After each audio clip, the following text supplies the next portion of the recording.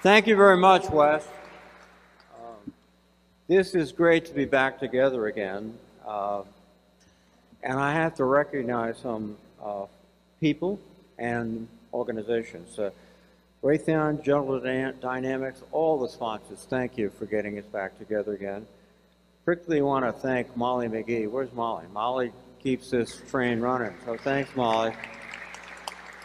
Tim Delgese, Tim and the whole team at SENEDIA have made a really important difference for Rhode Island, for the nation, and for our national security. So I thank them for that very much.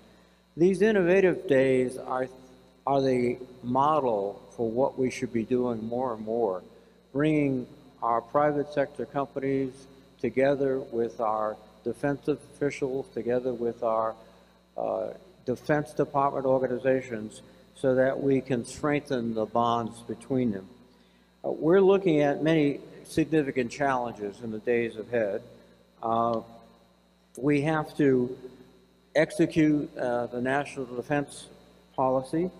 We have to do that in many different ways. We have to strengthen oversight and the discipline and decision-making of the Department of Defense. We have to continue our acquisition reform. We have to invest in innovation and scalability for new technologies, and I've seen so many innovative ideas around here. I'm encouraged very much.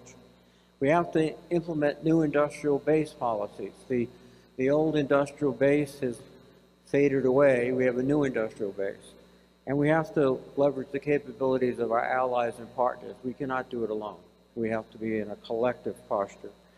We also have to make sure that we can develop the talent that you all need to do the jobs. And that's a challenge that we face in every aspect of the defense industrial base. These innovation days are critical because our competitors, the Chinese and the Russians, have not been wasting time over the last 2 decades. They've been making investments, and they are in a position where they're no longer far behind. They're either with us or, in some cases, I regret to say, a little bit ahead. We can't let that persist. We have to have the leadership in technology to complement the unquestioned leadership of our soldiers, sailors, airmen, Marines, and Guardians.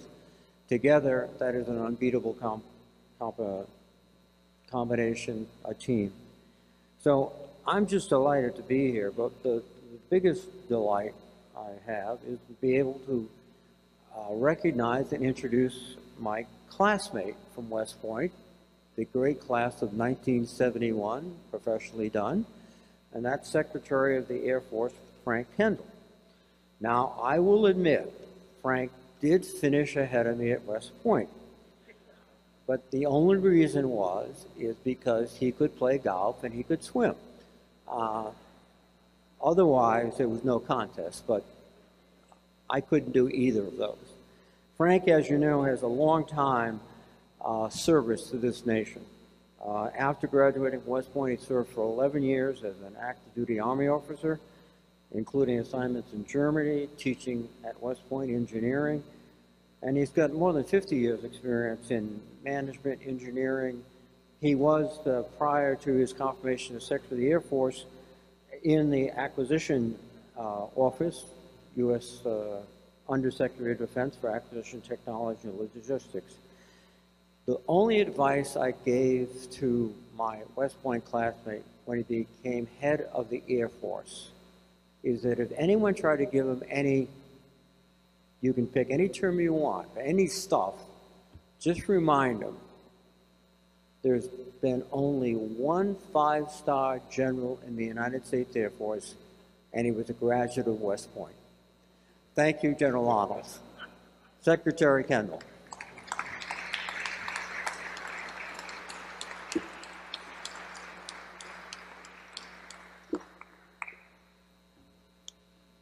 Thank you, Senator Reed.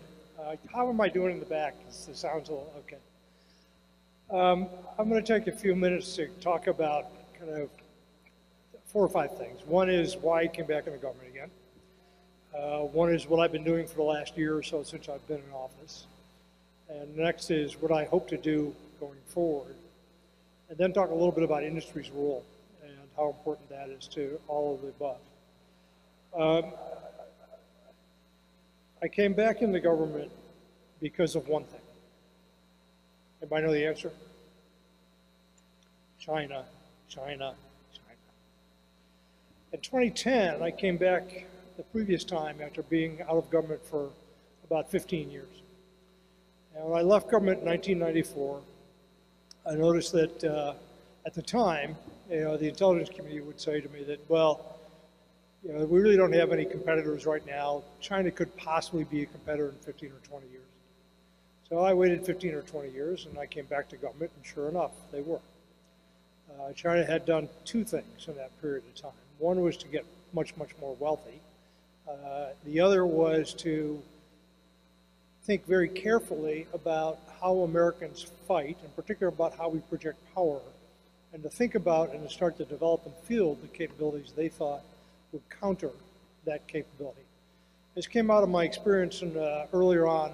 In 1991, I was Deputy Director of Defense Research and Engineering for tactical programs.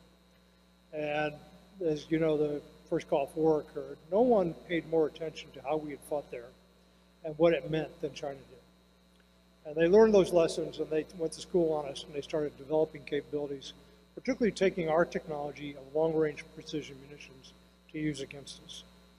And they figured out that we depend upon high-value assets, aircraft carriers, forward airfields, and satellites in particular, and a few other things. And if you can take out those targets, then you're in pretty good shape. So here I am again, back in government, 12 years after that observation in 2010. The last 20 years, last 30 years actually, the United States has been in a position of thinking about itself as the dominant military power. And I had 20 years, as Senator Reid indicated, the first 20 years of my career, we're both kind of old guys, Jeff,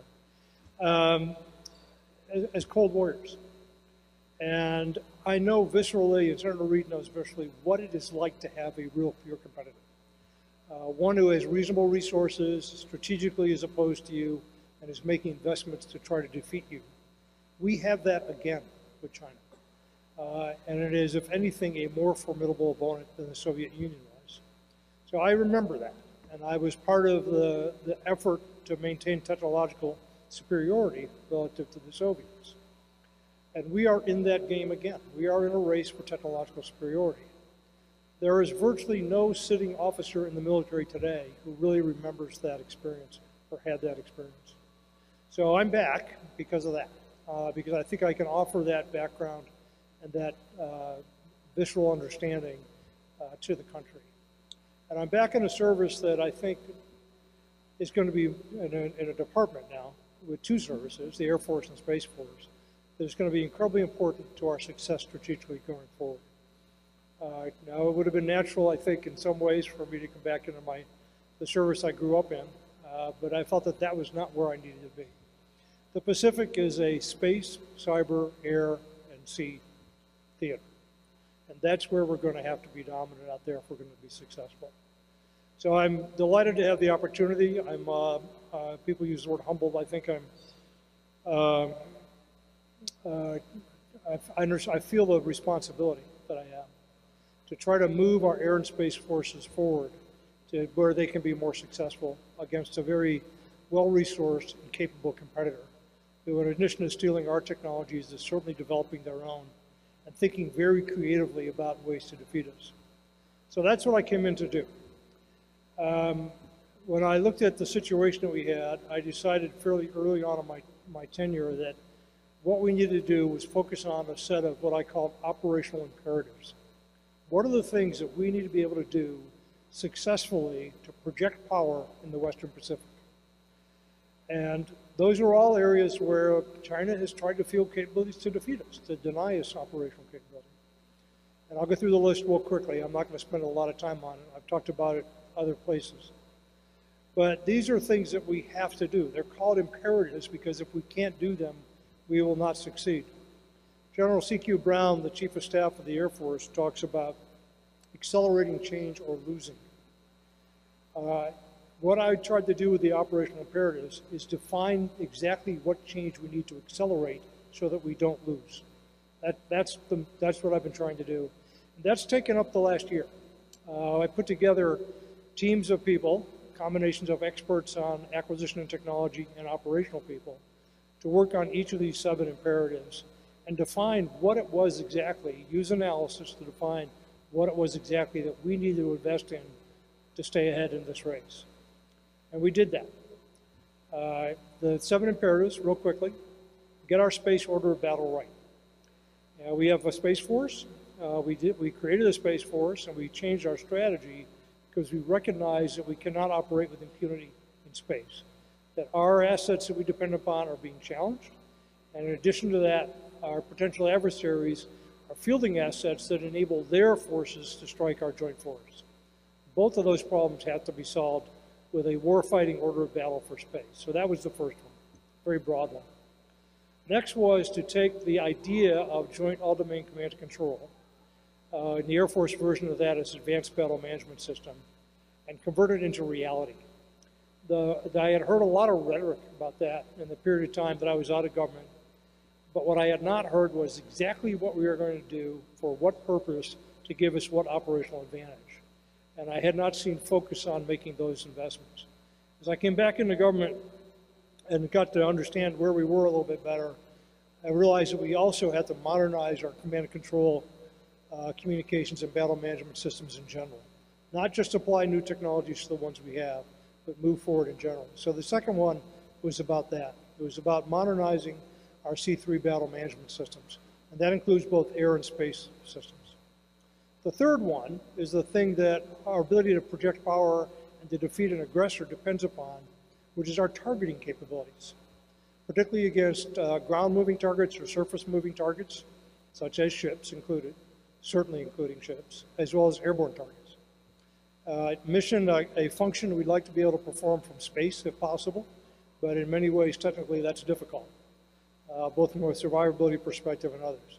So the next thing was getting our targeting right against the things that would be moving against us in the case where we had to resist aggression and defeat aggression. The next thing on my list is getting air dominance right.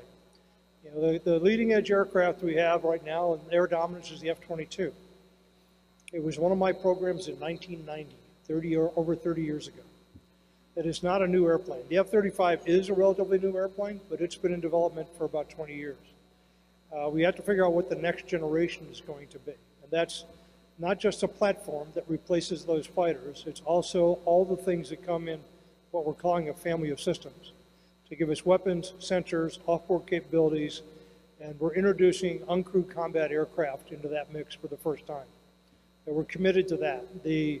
What we're seeing in terms of the developments in technology, and there's a lot of unmanned undersea vehicles here and surface vehicles and so on, the technology has moved forward enough that we can commit to a program of record for uncrewed combat aircraft that works in conjunction with manned fighters. So that's next. That's that family of systems. I just came back from a trip to the Pacific. I was in Hawaii, I was in Guam, I was in Japan, I was in Australia. We are dependent upon a small number of forward air bases out there to project power. And we have got to make those bases resilient. The Air Force's concept to do this is called Agile Combat Employment. It's a great concept, but we have to actually institutionalize it. We have to field the combination of logistics systems, command and control systems, hardening, active defenses that are going to make it real. So that was the next one. Now, a lot of that I've described so far is focused on the close fight. The next thing is our long-range global strike capability, built around the B-21, the new bomber. Program which we started when I was in office before doing acquisition. There too, there is a family of systems approach that we're taking.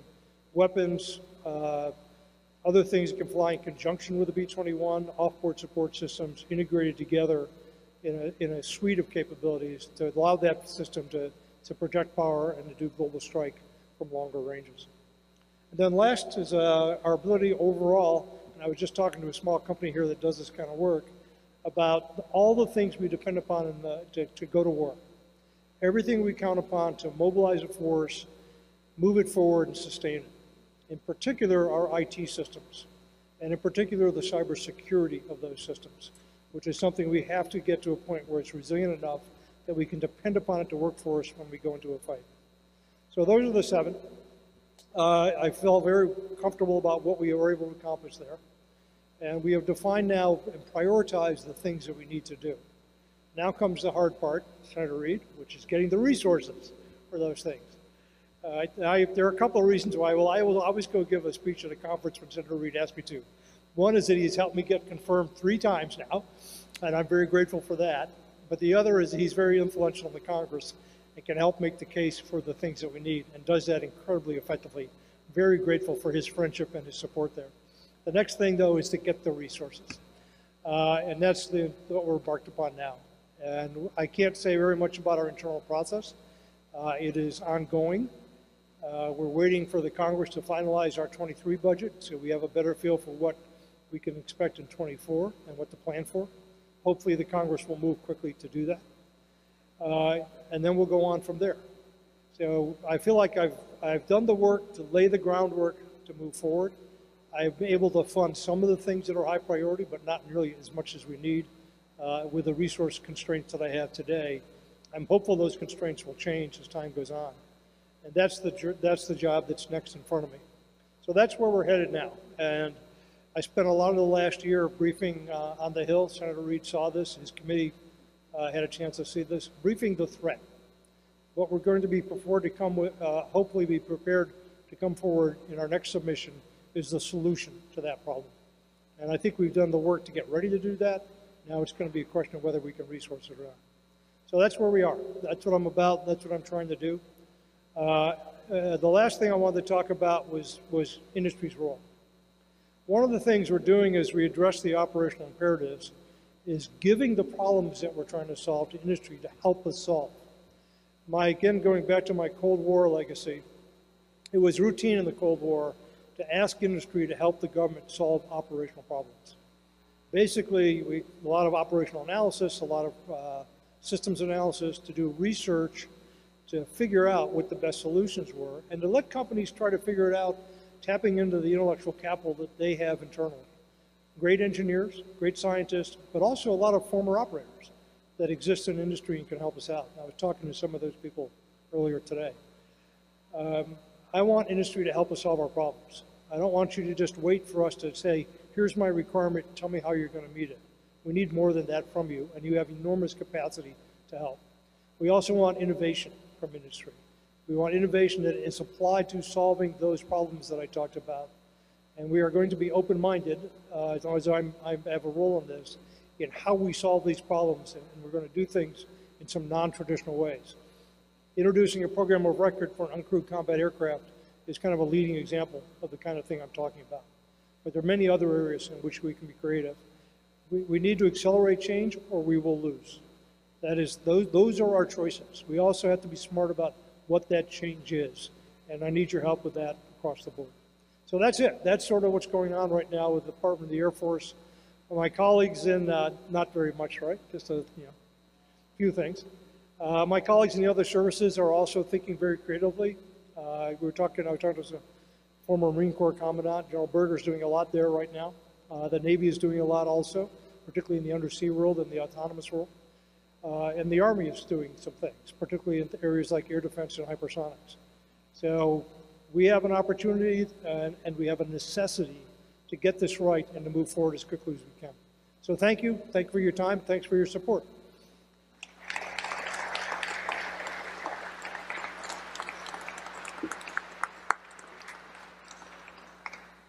Thank you, Secretary Kendall, Senator Reid, Wes. Thank you all for speaking tonight and joining us. We very much appreciate your thoughtful remarks. The show floor will be open for another hour. Please, if you haven't had a chance to catch up with old friends or make new friends, please take your time and do that and visit the booths and say hello. We'll see you around the floor. Thank you.